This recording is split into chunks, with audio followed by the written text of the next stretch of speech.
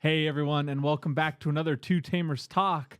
Justin is back in the house, right where you belong, next to me. Yeah, well, I had envy in my soul watching you and Jesse. It's like, that's my friend. yeah, we had a good time, and now we're gonna have a good time. That was an awesome episode. Glad to have you back, Justin. How are you doing? Doing good. We're here for a special reason. Justin, just take this moment. I want you to take a deep breath in. Do you know what that was? Yeah. Purple is gone. Ding dong, the witch is dead, Justin. I'm so happy. The fans, thank you for watching at Friday at 8 a.m. It's March 1st on Friday. Boom! All the purple decks are dead. The ban list is in effect. So you can go to your locals, you can play in upcoming tournaments, and you can breathe a sigh of relief. MetalGarurumon will still be played, but will not draw its entire deck on one turn. Yeah. Numemon will be played as a toolbox one of in every purple deck until the end of time. Probably. Blue cards will not have jamming for free on a rookie for free. Mm-hmm. And you will not get milled out half of your deck in one turn. Awesome.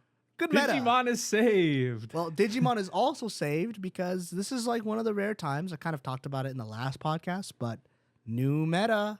We don't have the decks. Basically, for people that aren't super aware, America and most regions have followed Japan for a really long time. And it's made it so that our metas, we kind of already know what's good. And sometimes a few interesting decks sneak in there. I think like Shoutmon was kind of figured out by the South American region or something like that. I can't remember exactly. Or is Malaysia? Don't remember.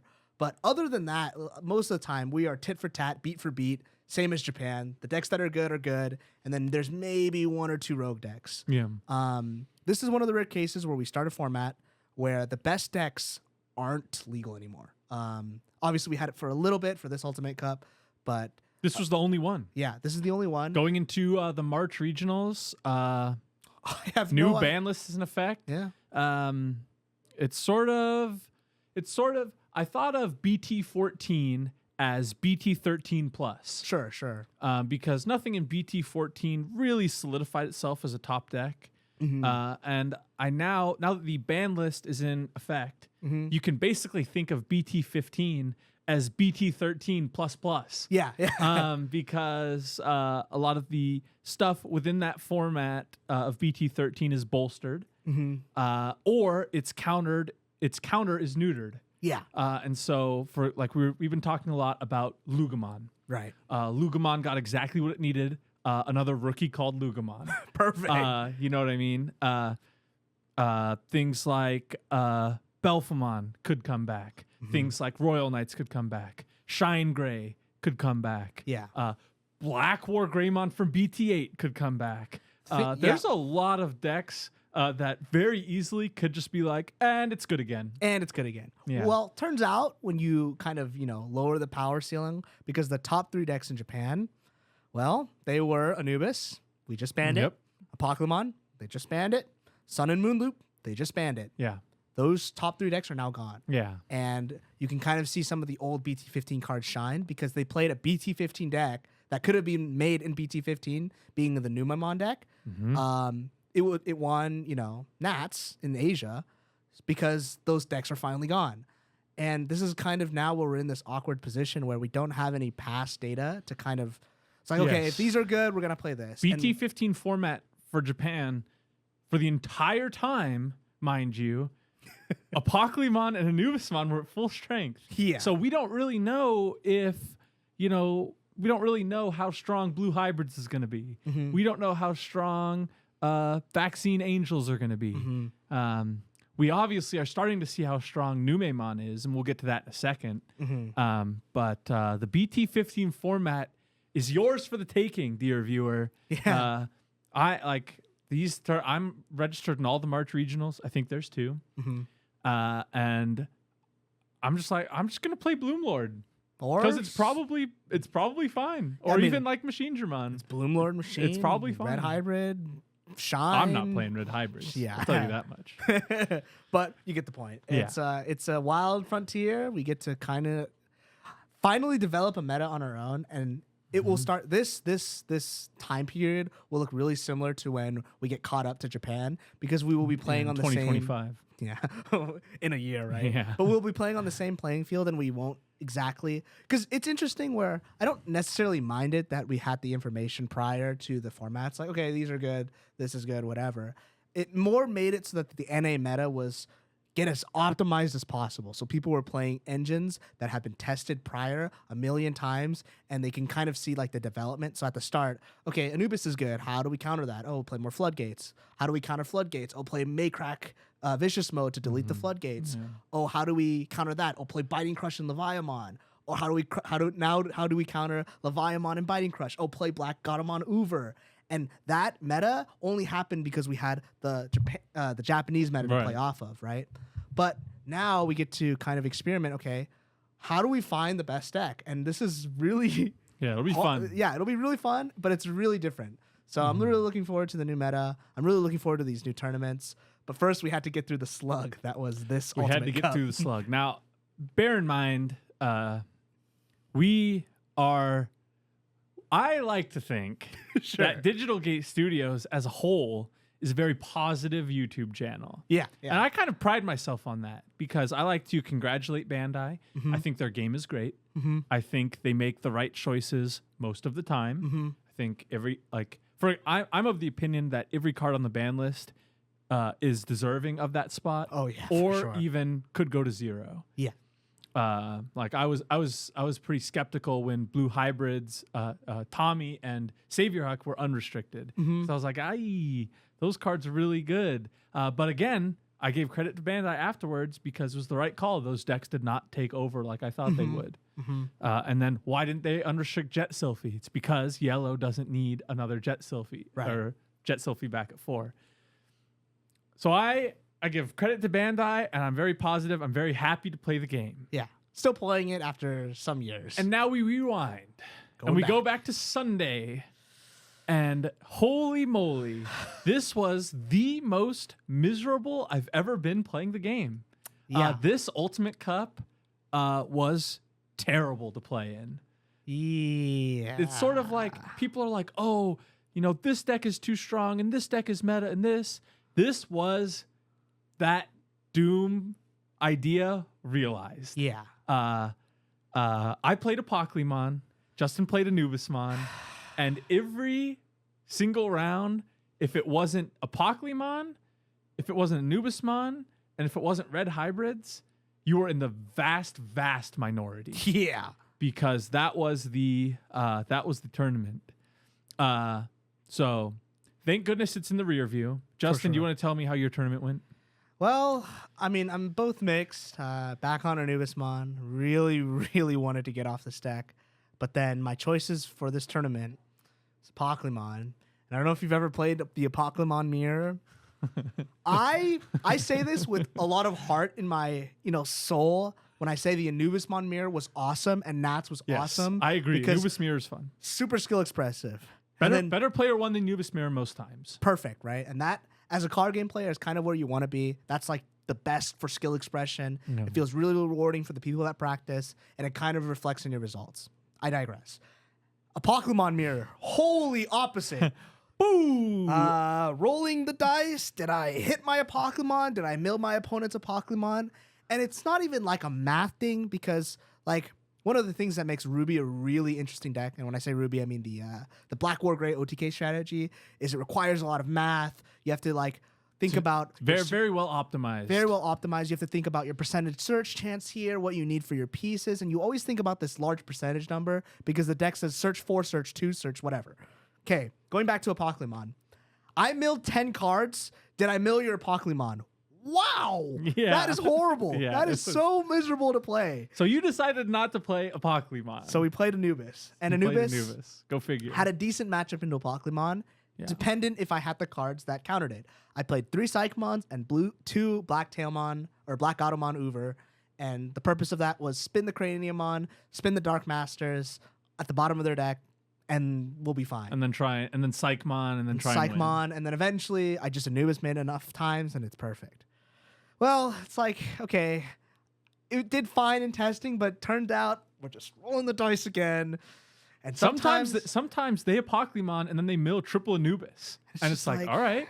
Just like, okay. Now what? I hope I find calling. Oh, they milled calling too. Oh, they milled calling too. Oh, they milled my level 5s. They milled my boost. They milled my trainings. Everything. I'm homeless and I don't have a deck. Yeah. The other deck that was very frustrating was Red Hybrid. I think that this Ultimate Cup, if you're a fan of the Frontiers and you really, really wanted the hybrids, you could play Red for those Hybrids. Zagoonies. And it turns out it was good. You rush them down fast enough. Go figure. And that's one of the other 50-50 matchups that Anubis had. So the entire tournament, I'm just picking up a dice, just going, which is not the greatest for a competitive player. Yeah. I went 6-3. I got top 128.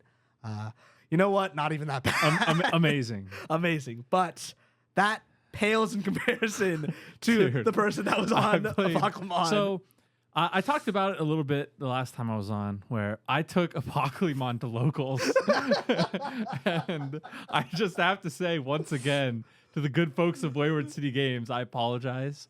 And then I took it to the Ultimate Cup because I am a firm believer of play the deck that you believe gives you the best chance of winning. Mm-hmm. And I believed in my soul that Apocalymon gave me the best chance of winning. Rare chance where we disagreed, right? Yeah, this was Justin and I are the same person. This was the first time we went to a tournament of any consequence and didn't play the same deck. Mm-hmm. Because he's like, first of all, I don't want to play this deck. And I was like, I get it. But I think it was the best deck. Sure. I also was playing an anti-Apocalymon deck. Yeah. So they were most Apocalymon decks you'll see were playing the Garurumon engine, which is obviously very strong, draws a lot, searches a lot, very good. The Apocalymon mirror, besides whose Apocalymon mills whose Apocalymons, is their line going into Gabu X, Garuru X. With the Suno or the Demimera, depending, it draws too many cards. Yeah. And so it's a form of milling yourself out. And so they would need to Apocaly twice, where I'd need to Apocaly once in a lot of instances.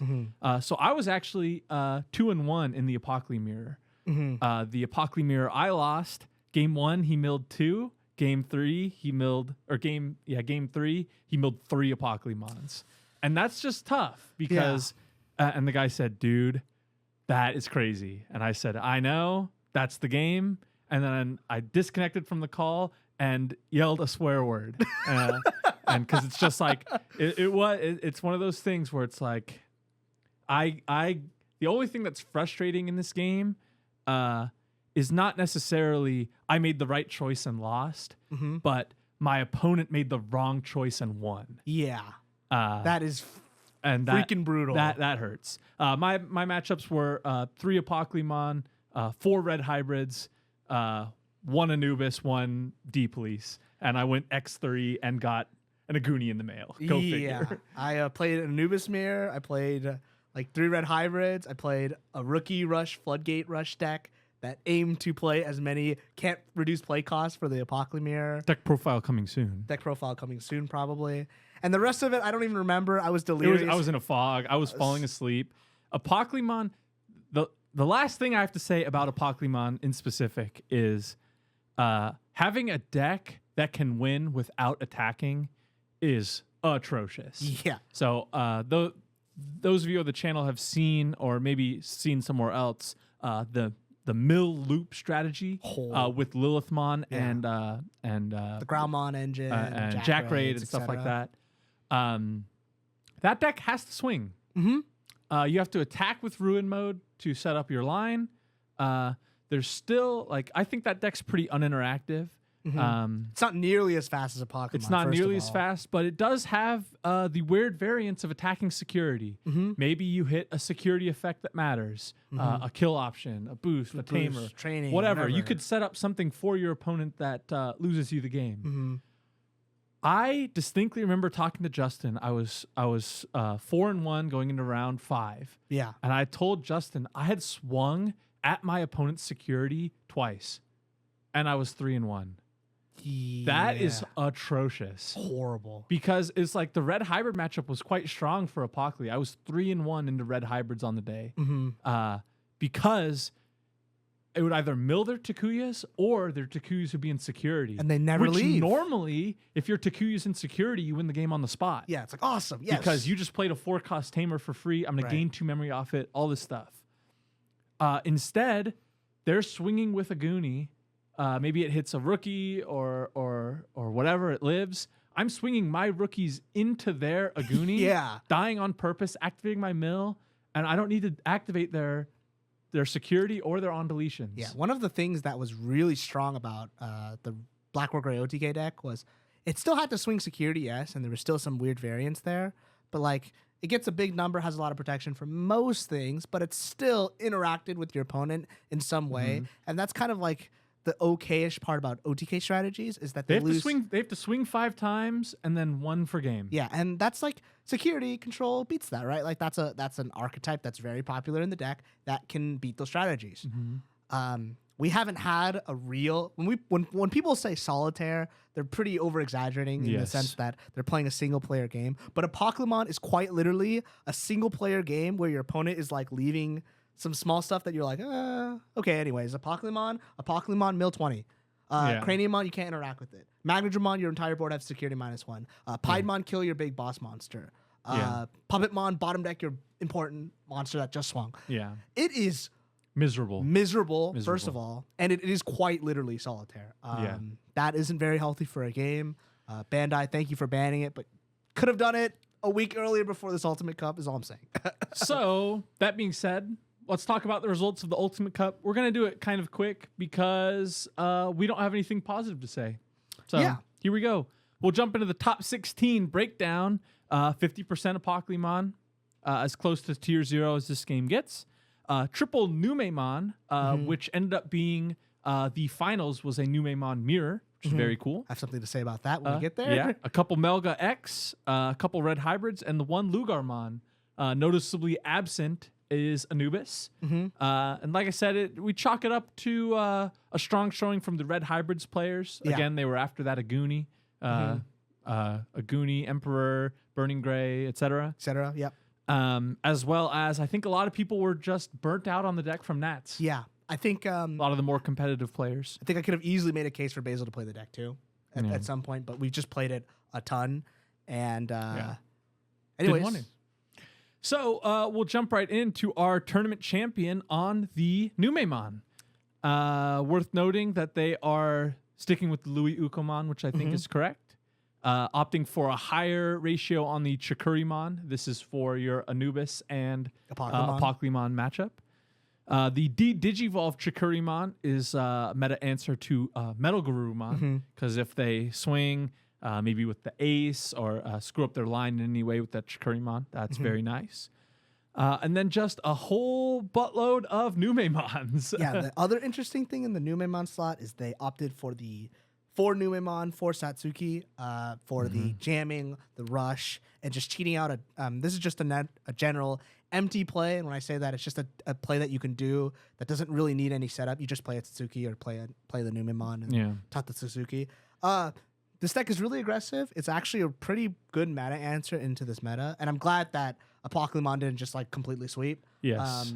The decks that ran the Garurumon engine had a really hard time dealing with floodgates because they really wanted to swing with their Garurumon, and Darkness Claw needs to delete Deathclaw. Whatever. It's close enough. Yeah. But it needs to delete a Digimon. So if you're swinging with your Garurumon and then it dies, you can't Deathclaw the Chikuri. Also, if they have double Chikuri, your game's over. Toast. Yeah. So you need. That's why you saw a lot of lists playing the Elecmon. So you Deathclaw the Elecmon, pop 2 Chikuris. Yeah, perfect. Quite good. So this is something that we're gonna have to try. If you've seen our Numemon deck list on the channel, we opted away from the Numemon Satsuki line. We're gonna have to give it a try. We thought it was disadvantageous to lose 2 cards in your hand. We thought you could deplete the hand a little bit too quick with this strategy, but clearly having huge success here. Yeah, and this message to the viewers at home. make sure you address your 51 card deck. Oh, Dude, While we're at it, so you know. Justin and I, we were looking at it, and he sent me a list. He did not send me a list with 51 cards. We were talking about Death X and Ruin mode, and I was like, yeah, Death X and Ruin mode. Yeah, both of them. and I said Death X or Ruin yeah, mode. yeah. And so that was my bad. Happens to the best of us. Last thing I want to say, this is a message for the viewers at home. We could have been totally wrong, and don't be afraid to change your opinions, especially if you see results of a certain strategy working. Obviously, we see the black base, so we kind of know we're in the right direction there in terms of the deck building. But for Satsuki Numemon and for Satsuki, okay, let's think about it. Let's try it now. We're going to give it a shot because we want to win these next regionals, buddy. Anyways, moving Yes, on. sir. So we'll move on to second place was Apocalymon. This is as Apocalymon as it gets. Basically, This is what the deck looks like. If you haven't seen it, welcome. It's or playing, sorry, I don't know. yeah, or sorry. It's playing all of the Apocalymon cards you would expect. It is playing the Porcupamon as it's out to play cost floodgates, which is we love. Deathclaw, same thing. Yeah, nothing else to say other than see you later. See you later. See you never. And Although Dark Masters Megazoo with Omnimon Zwart and Zwart defeat. Deck list coming soon. Deck list coming at some point. That deck looks, because I've said this before. I don't know if I've said it on the podcast, but the intended playstyle of the deck is awesome. Yeah. They hard play level 5s and then put a Dark Master in the breeding, and then the end of the turn float into a different Dark Master. Yeah. Really cool playstyle. Anytime you do something ridiculous followed by the card protagonist, I will do X thing. Yeah. I will pass on my breeding phase. Yeah. It's funny. It's so, cool. Has to be good. And then you play the one of Apocalypse, and then Mill 12. yeah. But who cares? Anyways. Pretty cool. Moving on. We'll go into the MetalGarurumon, playing a lot of the EX1 cards. Yeah. This and- was a surprise to me personally. Yeah. I thought the purple engine was still amazing. It still drew a ton of cards, still had high OTK potential, but people figured out that this new mat is very good. Yeah, the mat is insane, and being able to cheat it out with that, being able to find it with the EX1 Gabu, and then being able to play it with the EX1 Garuru is awesome. Very, very strong. Yeah, and so much so that they opted out for the promo Garurumon every time you attack, because when you attack, you can flip. You draw from whatever inherits. You flip 3. You grab a mat. You swing again. You play the mat. Flip another 3. So effectively, you're seeing 7 to 9 cards with that combo on that line on top of gaining a memory. Yeah, very cool. Very, very cool. So And then it is playing a couple of the secret rare MetalGarurumon. That's for your Numemon matchup. Stun 3 of the Numemons seems pretty good. yeah, you don't really want to kill them unless you're bottom decking or bouncing them, because those on deletions are a little pesky. Speaking of bottom decking, 2 of the Omni X, 2 of the Metal X, and then 1 Merciful mode for your purple shenanigans. Other than that, most lists will look somewhat similar to this. I like the X antibody protoform a lot. Yeah, I think Has it's spot removal I think it's too. I think that's it's quite another good. interesting thing. Yeah, the 1 full moon meteor impact. You don't really want to bounce Apocalymon because they're just going to play it out. But at least it's Mill 8 instead of Mill 10. Go figure. And one trend you can notice is all these decks play some banned cards. So- Yeah, very well. Last deck we'll talk about is Red Hybrids. Red Hybrids is a perennial contender. And again, playing the Solarmon for Floodgate. Crimson Blaze to beat those Anubismon players. 2 cards worth mentioning, of course. 1, Omnimon Merciful mode for your Apocalymon matchup. And Garurumon Ace, something that Jesse's been talking about a lot. It's going to be clearly the replacement for Metal Greymon Ace for those of Spinning them out at that we're playing with. Yeah, and killing a blocker. Yeah. So a lot of blockers seem to be one of Red Hybrid's most awkward things to deal with. It's not bad per se. It's just awkward. It is awkward. So Garurumon being an answer to that is quite strong. One interesting thing I want to note is he plays 3 Okumons with 4 eggs. So maybe we'll start seeing some more tinkering around with okay, even if we're playing Ukamon and we're gonna run, Do out we of need eggs, the 5 do we eggs? need 5 eggs, and how much does it hurt us? Mm-hmm. Obviously, not wanting to play the Yokomon, which is almost as good of an egg as the Koromon, but probably saw some inconsistencies there and just decided to opt out for it.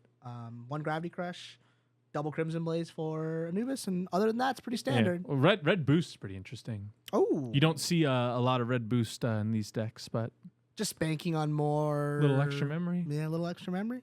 Never hurt nobody. Never hurt nobody. So that's it for that tournament.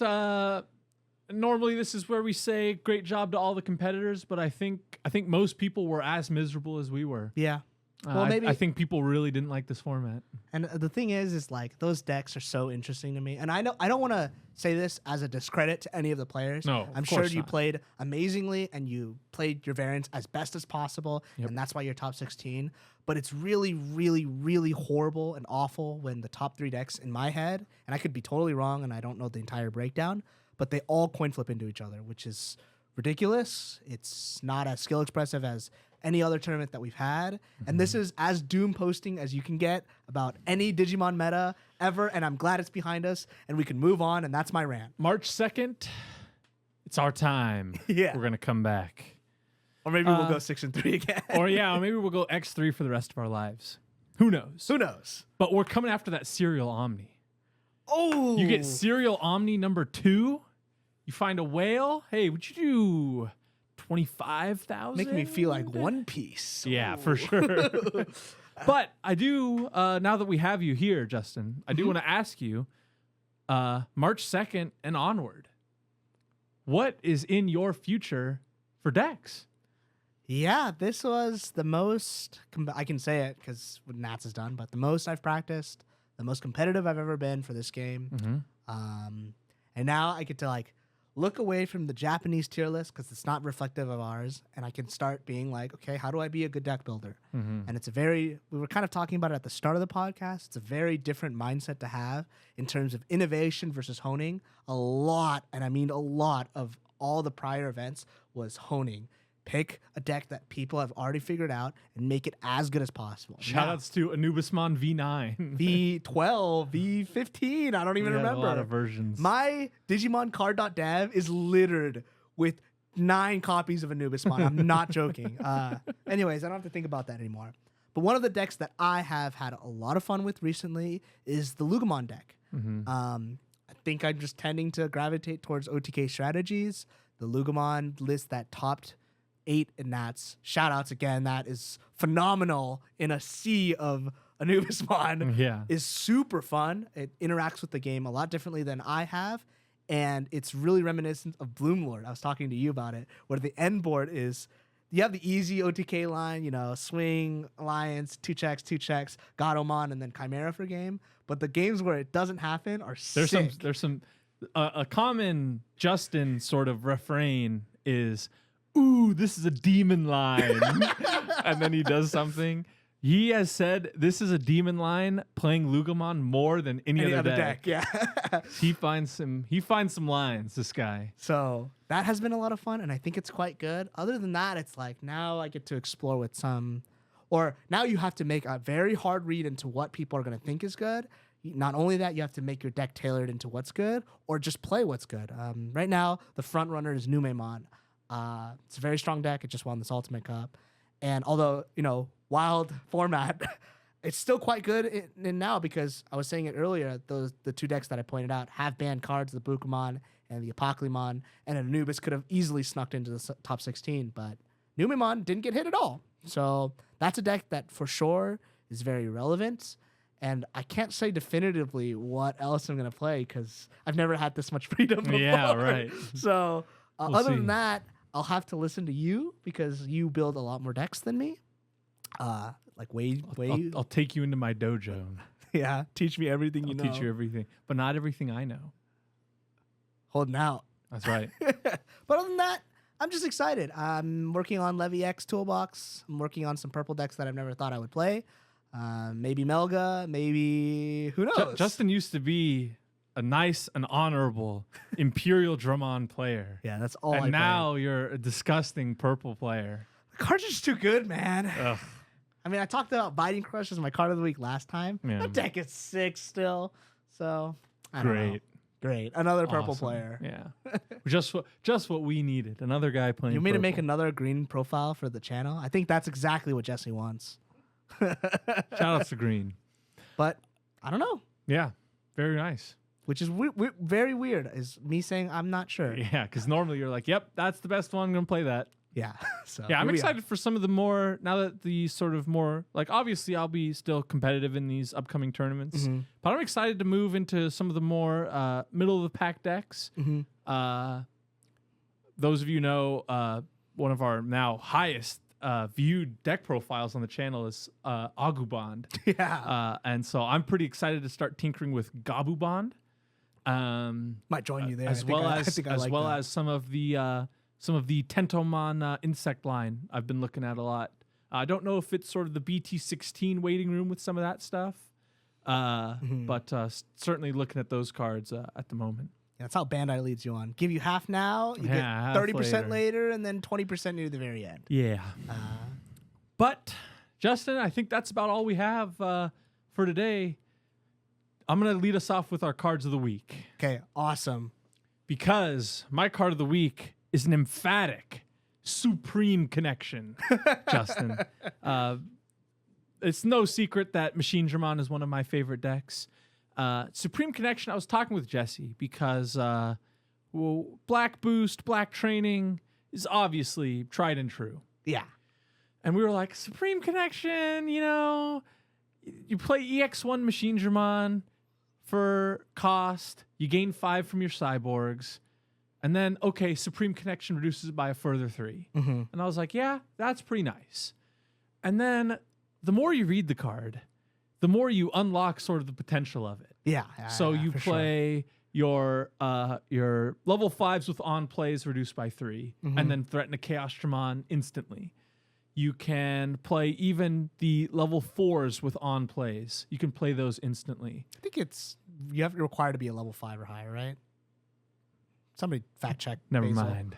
Maybe just the 5s. I'm getting a little bit in too deep. Yeah. The point is, it's quite a dynamic card, as well as something that I've talked about a lot is tribal memory boosts. Yeah. And what I imagined was search for, grab a tribe card, and then delay gain 2. Perfect. What Bandai has done, and again, shout outs to Bandai for doing this so well, is they made them so much more dynamic. Yeah. So that's with So much more dynamic and way more in flavor, which is awesome. That's with Supreme Connection. That's with Metropolitan Police Bureau, Cybercrime Division number 11, Cyber Sleuth Team, whatever the hell, D-Brigade thing. And the 9 Demon Wolf. The 9 dog, Demon Wolf Moon, of demon, whatever. Yeah, Demon Time, Super Demon Mode. Play us something Numemon chaos. options Yeah. coming. The Legend Arms option in EX6. The double Typhoon double Alarm? Typhoon.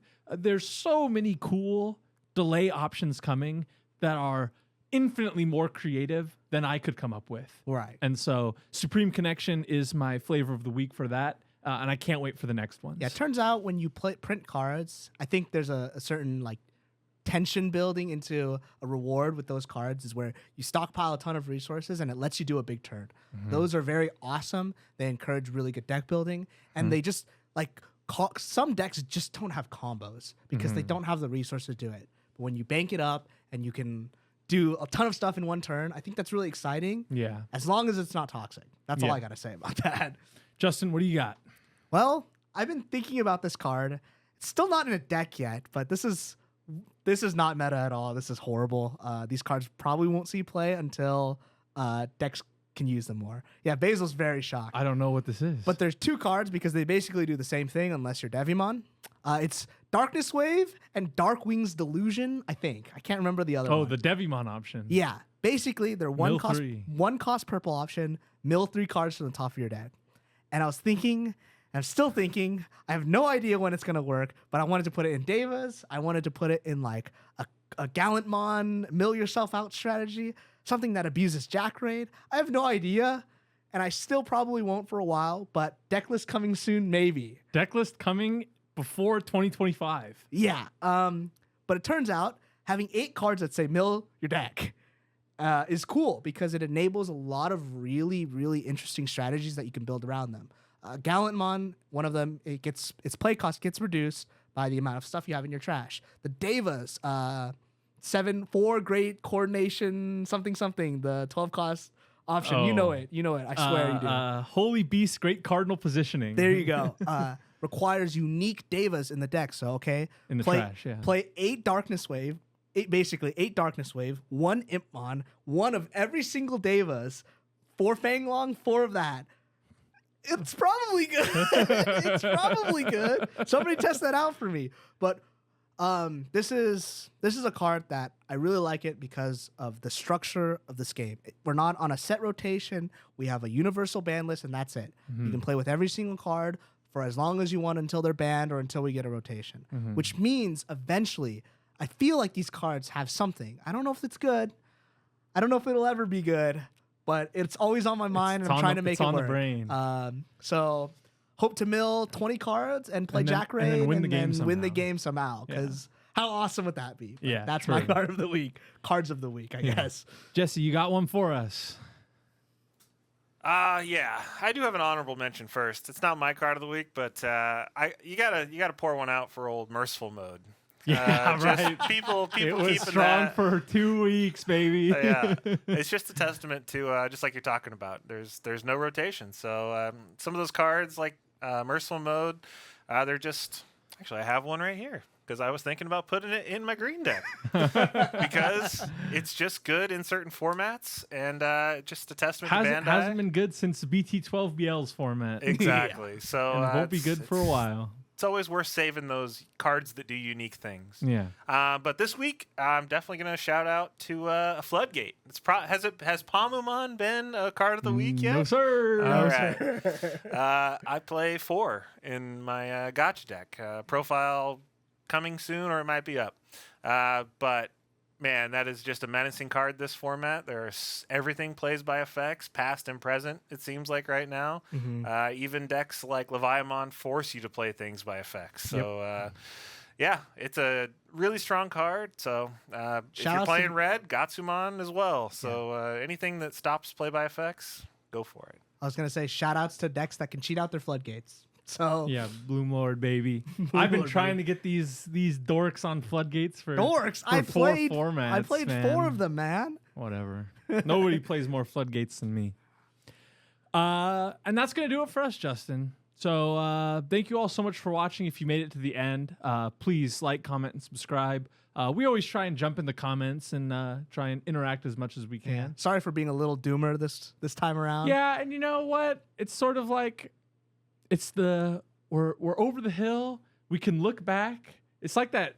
It's like you look back and it's all messed up, and you look forward and it's a beautiful sunshine. Yeah, perfect. The beautiful BT15 format awaits, and BT16 too or Structure Deck 17 and BT16 is just right around the corner. And doesn't look nearly as toxic, and hopefully we never have a format like that again.